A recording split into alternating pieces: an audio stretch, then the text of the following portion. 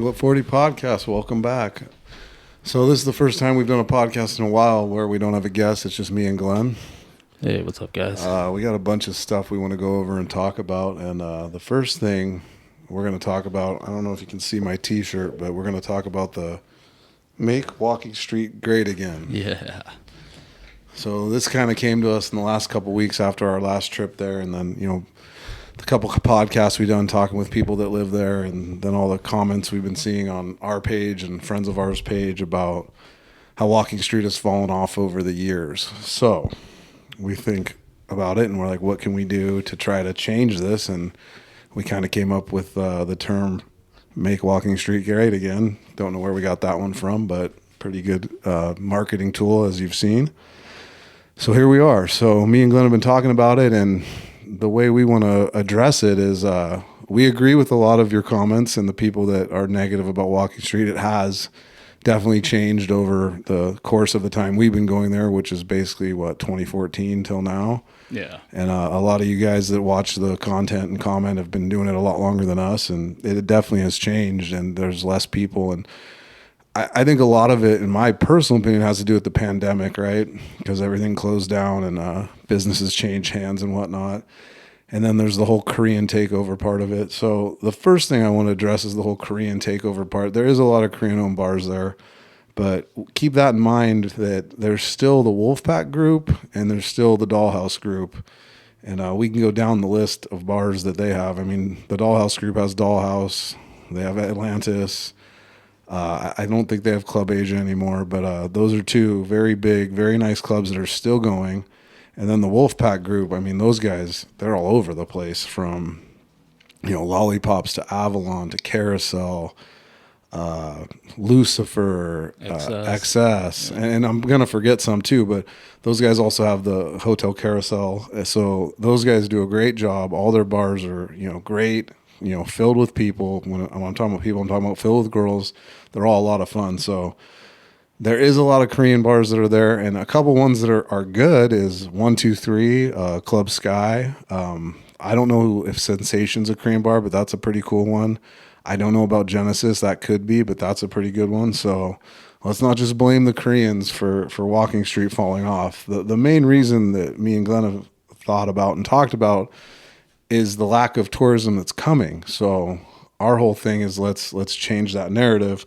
I want to read a couple of comments that people have left, and I'm not going to pick on the person, but we kind of went over the Korean thing. It says the Korean presence in Angeles gradually changed the character of the neighborhood that was once focused on catering to the Western men. Honky-tonk joints, reasonable prices became high-priced, soulless bars tailored for surly-looking Korean men.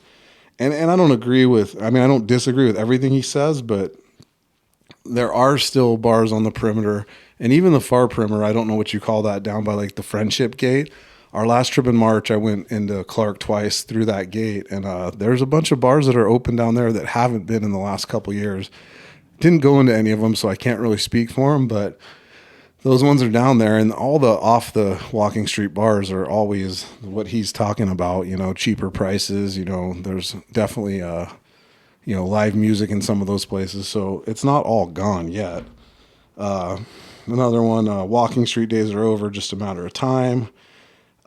We control that time is our point. It is just a matter of time if people don't go. If everybody abandons it, then it's going to fall apart. So the power's in all of us tourists that go there's hands to take care of it.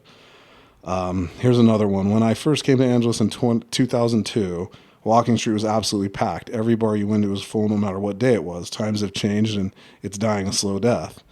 Another one I don't disagree with. It is definitely changed. I never went in 2002, but like we talked about, from 2014 till now, it's definitely fallen off. But again, it's because people aren't going, right? And that's how we can all work together and making it great again, by going and spending money. As for the inflation part of it, I mean, that's everywhere in the world. It's not just Angeles. Look at eggs in the U.S. right now. Look at everything in the U.S. All of us are paying more for normal things. So I don't know how you expect a bar operating in the Philippines to keep their prices where they were 10 years ago, 5 years ago, even pre-pandemic, right? So with our movement, we're going to make these shirts. We're going to keep talking about this and try to encourage people to go there and spend money. I mean, I don't know what a lot of these guys are looking for, Glenn, but when they say like the bars are packed, I mean, are they talking about girls? Are they talking about patrons? Like, I mean, I hope they're talking about girls. Even we were there over the holidays, which is a known dead time because a lot of the girls go home, and there was still, Sky was still had plenty of people, Avalon still had plenty of people, and where else did we go? Elite had plenty of people working there. As for patrons, if you want a lot of patrons, I mean, that's fine, but I mean, I don't know what you're looking for. If you're a solo traveler, maybe you're trying to meet people and talk to them, other patrons. I guess I understand that, but our model is always like bring the party to the bar. Get 3, 4, or 5 of your friends and take them. Get some girls from another bar, take them to another bar. You can create that 2002 or that 2014 if you just take the time to bring other people and round up people that you meet along the way. I mean, one thing I want to talk about is remember when we were in Pattaya and like we were just first time going on Walking Street. It was like obviously a ton of people, and when we would try to go into a place, I mean, even it was just a basic bar and like people playing pool. They were trying to like make us pay for like seating, and like there wasn't anywhere to sit, and I don't know that type of environment where there's just you go into somewhere and it's like you can't sit down. There's nowhere to Angeles. I mean, yeah, it's empty, but I mean, at least you get to go in and you create the party, and you're never worried about like. No, you hit the nail on the head. Like a lot of people, when you read these comments about Walking Street falling off, they compare it to Thailand and Pattaya or Pattaya, however you pronounce it. We've been to both. In my opinion, and you can pipe in, Glenn, what you think, you're comparing two different things. Like you're comparing New York and LA. Like they're never going to be the same. Like New York has what it has, LA has what it has. They're both good places to go. Both have good kinds of food, but they're not the same. Like definitely, Walking Street in Philippines versus Walking Street in Thailand is just not the same beast. As for like the crowds, yeah, Thailand's crazy with crowds, but like you said, I guess it depends on what you're looking for. But if you want to have trouble getting a seat, or you like want to get ignored because there's so many people, hey, Thailand's a better option. And don't get me wrong, I'm not bagging on Thailand. I have a lot of fun there. Been there a couple times.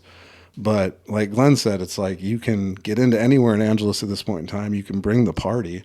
So I'm glad you brought that up because like the whole Thailand comparison thing just doesn't make sense. I mean, they're both great places, and it's just like you said, it's about how you create the atmosphere, whatever you have, like the people you're with. And I mean, basically that's what we've been trying to show. It's like you don't want to, wherever you're at, if you're around the people that are cool and you're having a great time, it doesn't matter where you are. I mean, and that's my opinion. No, it's perfect because you create the party. Like your experience isn't the establishment, it's not the prices, it's the people you bring and the people you talk to, the relationships you make, like the things you do. I mean, you can have fun anywhere depending on who you're with. I mean, you can go to McDonald's with a great group of guys, sit down and have some fucking Big Macs and have a great fucking time. Yeah. Or you can do the same thing at a high-end steakhouse. It doesn't matter. It depends on who you're with. So I totally agree with that. And back to the whole Thailand thing, like, I mean, here's an idea. Go to both. Like, switch off and on. We're going to go to Thailand coming up in March, but we're going to, we always fly through the Philippines no matter what because we have a direct flight out of Honolulu. I realize a lot of you guys are coming from around the world, but I know Thailand for sure has a lot of direct flights. Bangkok's a huge travel city. The flight from Thailand to the Philippines is a couple $100. It's 3 hours. There's an hour time difference. So depending on which way you go, you either pick up an hour or lose an hour, but go to both if you got the time and the money. I mean, that's my advice because they're two different worlds and they're two different experiences. You'll have a lot of fun. I mean, I just don't understand the whole comparison because they're just such different deals. But I mean, to each his own, right? Everyone has their own thought, their own feelings. I don't ever thought about going to Angeles and being like, this place is not crowded, and you know what I mean? Like, I mean, I'm just so excited when we get there, and no matter what we're doing, like, it doesn't matter. Like, we're in the Philippines, like. Well, I mean, we're not solo travelers, right? We always have, myself, you, Matt, Mikey. We always travel with a group of friends, and I know there's a lot of solo travelers that go there, which is cool. It's kind of cool if you're a solo traveler. Like I'll take Matt for example, our good friend Matt. He goes out to the bars during the day. We don't. I'm not a daytime drinker. We're usually doing podcasts, whatever. I don't go out during the day. Matt does. He has a great time. Goes out by himself. Sometimes he has, somebody with him, but he has a good time. And the reason he likes going out during the day by himself, he gets all the attention. He'll go into Club Sky, and he'll bring in 15,000 pesos. He'll have 7 girls sitting with him, talking, drinking, having a good time. So it's like, if you are a solo traveler and you want a lot of attention from females and the bar staff, like, kind of being empty is not a bad thing. Yeah, no, I that's mean, definitely. if you're going there to meet other expats and other people's traveling, I mean, I don't know, maybe it's not the best place for that, but go sit down at that cafe or Kokomo's. There's always a bunch of guys sitting around there drinking and eating. Like, go sit there for a while if you want to meet people. But we got to get back into this, and I hope people comment and argue with us, or give their point of view, and we can constructively work together to make it great again. It's like, and the only way we do that is if people go and spend money. Like, that is the bottom line. Yeah. We have to keep spending money there. We have to keep going. Otherwise, it possibly could die. It possibly could change, and nobody wants that. So that's the campaign. I'm sure we'll talk more about it. We're going to kind of talk a little bit about our last couple trips, or our last trip, and what we did and what we were into. So we got a lot of podcasting done. I think you've seen everything we've shot over there. We've put it all out. Yeah, the end was the last one. Yeah, so watch all those ones. A lot of good people there that are vlogging that we met that are pretty cool. But we started the trip in Manila, spent a couple days there, and then we flew out to Boracay, then Bohol. So kind of want to touch base on that. Glenn just put a video out. It's, I think, our last video that came out talking about is Boracay a tourist trap or not. It's definitely back in the fact of where a lot of people were going there, especially it was during Christmas we were there, so there was a lot of families and a lot of people traveling. And it is kind of crowded, but that's Boracay, right? It's always going to be like that because it's one of the best islands in the world. So it's like, people are going to go there. Our video, we try to show another side of it, where we've met some guys over the years we've been going there, and they take us to places that aren't necessarily on that island, across the channel to Carabao, across the channel to Acalan. So you can get the best of both worlds if you want to get to a private beach where nobody's at, and then come back and go to a nice steak dinner or whatever you like. So Boracay is still great, so we love it.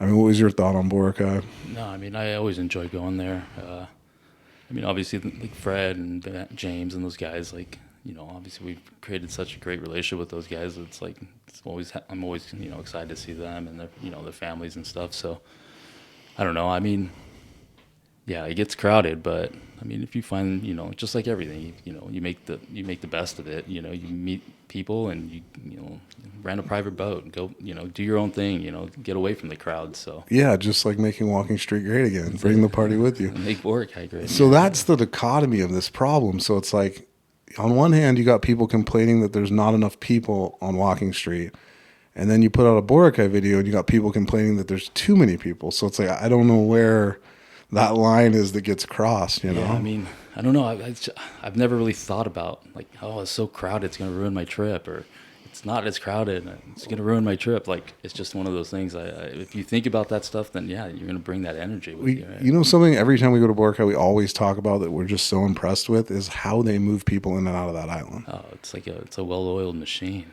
I mean, depending on where you stay and what services you pay for to get to and from, like if you stay at like the Heenan, like we like to, I mean, it is a well-oiled machine. Even the public transit, the public ferry is we've done that before, and that's still a well-oiled machine. Yeah. I mean, they get people in and out, and that's always impressive. That tiny airport, I mean, you walk up and the line's like out the door, but somehow, you're in and out of that place. Like, they're moving people, so. And then even, I mean, I understand the crowded fact when you're trying to like go to dinner and every place is packed. So Christmas, I think it was either Christmas Eve or I won't say Christmas Eve. Me and my sister and her family were there, and her family kind of got sick. And so me and my sister went out to go get dinner, and I had a place kind of picked out I wanted to go to down at the Coast Hotel. We walked up there, and of course it was, 2-hour wait, right? So we're like, okay, let's find somewhere else. I mean, we found another great restaurant that was empty. I can't remember the name for the life of me, but it was right by the Red Coconut, and it was like a barbecue place. And we walked right in and had a good dinner, and within 10 minutes we had our food. So even as crowded as it is, there's so many options there that you'll find something to do. You'll find something to eat, and if you want to go to a beach where there's not a lot of people, rent a boat and go. So, anyways, that's Boracay. After that, we went over to Bohol. So. This is the interesting part for me and Glenn. Like, we've been to Bohol before, but this last trip we got like a newfound love for it. And I'll let you start with like your experience. Yeah, I mean, when it going back to the crowds and stuff, but it was definitely it's more laid back. I mean, you have the white sand beach and the restaurants and all on the beach, you know. And I from what I remember when we went, I think it was I don't even remember when the last time we went. September 2023 maybe, or 2024. Yeah, and they looked like it wasn't developed. Like there was a lot of places that weren't open, so maybe it was after the pandemic stuff still recovering. But it was 2023, September 2023. But this trip it seemed like there's a lot more going on, and I don't know. It was more relaxing, you know, vibe, and I enjoyed it. No, it's a great place. Like I remember the first time we went, I was kind of like you, like, oh, there's nothing really to do here. But the second trip, it's a lot more going on. I mean, I don't know if we'll ever hit like the Boracay status, but the best part about Panglao Island in Bohol is that new airport. Yeah. I mean, there's an airport that's an international airport, and it's literally like less than 10 minutes. Less than 10 minutes to Alana Beach there, where there's all the hotels and restaurants, and you can't really beat that because like the whole Boracay experience, as good as they are at moving people, it's a long day of riding a boat, riding a van, riding, you know, doing all the things you got to do to get in and out of the airport. Where Bohol, you literally land, and within, I don't know, 30 minutes of literally walking off the plane, you're checking into your hotel. So that's a definite plus to Bohol, in my opinion. And that brand new Heenan hotel is pretty awesome. Yeah, I think there's 3 Heenans on this property, and all of them are nice. We've stayed at 2. And the cool thing about that is you can use all the other pools and whatnot when you're staying there. The other cool thing about Bohol is like if you want to spend some time in the car, there's a lot of stuff to go see. You know, from the Chocolate Hills to the Tarsier Monkeys to Bohol World, that place where the guy built all the, you know, statues and bridges and all the famous places in the world. That's a really cool place to go, and it's like $3 to get in. It's about a 40-minute drive. So there is a lot to do around there. Plus, there's the boats and the island hopping and dolphins and all kinds of cool shit like that. So Bohol's definitely moved to one of the tops of our list of somewhere we want to go back to again, especially to just freaking relax, right? Yeah, I actually spent a lot of time just relaxing at the pool and on the beach. So. No, it was a good time. So we went literally from Boracay through Manila to Bohol, you know, in one day. It was a long day, but it felt worth it when we woke up in Bohol the next day, and it was that chilled, relaxed environment. So back to the podcast we got coming up. We're I think 39, 40 days away from our next trip, where we're going to go to the Philippines and Thailand, and we've got a couple cool guests lined up for Thailand, some guys that vlog over there. I'm not going to let you know who they are till we do it, but that was really good. But in the Angeles side of our last trip, you know, we had planned the podcast with Eric, and we had planned the podcast with Chubbs, and then we ended up meeting Keith, and we ended up meeting Lexi, and then obviously MC Vaughn we'd known, and that kind of came together at the last minute, and then obviously Ann. So we were seriously blessed to sit down with all these different people in a short period of time, and it was a lot of fun getting to know all their stories. And I mean, the biggest lesson I learned from it is just like, don't ever assume, because yeah, I mean, you have no idea what like people's story is. Right? It's crazy, right? And like Keith was a funny one because he was like the third one we did, and it was a long day, and like he kind of came in at the end from our friend Adrian, and we ended up sitting down with him, and like, I mean, he just changed my whole outlook on life and just brought so much positivity, and real positive such guy. A cool guy. So that's the biggest lesson I keep learning doing these podcasts is like, don't judge a book by its cover, and don't assume things about people, because you never really know. And then you start talking to them and you find out all this cool shit that they've done and all their cool perspectives and whatnot. The one thing I got from that was just after meeting everybody and actually going out with them, and then, you know, partying and having a good time, like they're just all positive people, you know, and it's just, I mean, it's rare to meet people that aren't, you know, negative nowadays. So. Well, that drives me back into the make walking street great again. Like, we have to build it back through positivity. Like, we can't just sit there and talk about how it's changed or it's different. Like, we have to go there, have positive outcomes, and put out positivity to get it back to where it was. I mean, I don't know about you. If you're watching this and you're somebody that negatively comments about how it's not the same anymore, like, hopefully you can understand that it's like the power's in your hands and our hands to make it back to what it was. Like, they can build new bars, they can bring in new people to work, but if we don't come, it's never going to be great again. Like, that's the biggest key factor in this. And for whatever reason, people have stopped coming in the mass amounts they used to or post pandemic. So there's only one way to change it. Yeah, I think we need to get a lot of the positive people to engage, you know, because seems like there's just a lot more negative people out there. I mean, we're going to keep pushing it, but I mean, send us comments and messages and tell us why you're not going to go, or if you're not going to go, and, you know, let's work together. Like, come when we're there. Like, we'll show you the goddamn good time it can be, you know? Yeah, I don't think anyone's ever said, oh, man, I hung out with them and it sucked. I mean, that's the other thing. The first night we were in Angeles, we came across a guy that liked our channel. He was at another bar, and he saw one of our T-shirts, and he told the guy wearing our T-shirt who was working at the bar, like, "Hey, I follow those guys." And the bouncer told him, like, "Oh, they're here. They're down the street at Elite." And he came right in, came up to us. Great guy. Ended up spending about an hour with us, had some drinks. And right, dude. He wanted to throw money. Yeah. His name was Michael. Cool ass guy, and he wanted to throw money, and he had him and his girl, and we had a great time. And I even talked about with him. I think he lives in California, and he travels back and forth. He was an ex-military guy that had discovered it back in the day when it was fantastic, and there was not one negative thing he said about it. He still loves going there, and we were talking about how it has fallen off, but we were talking about, like, people just need to come and spend money and have a good time, and that's the only way to get it back. That guy was awesome. Yeah, no, he was definitely cool. So you're gonna see more of the making Walking Street great again videos, and we're gonna keep talking about it on our podcast.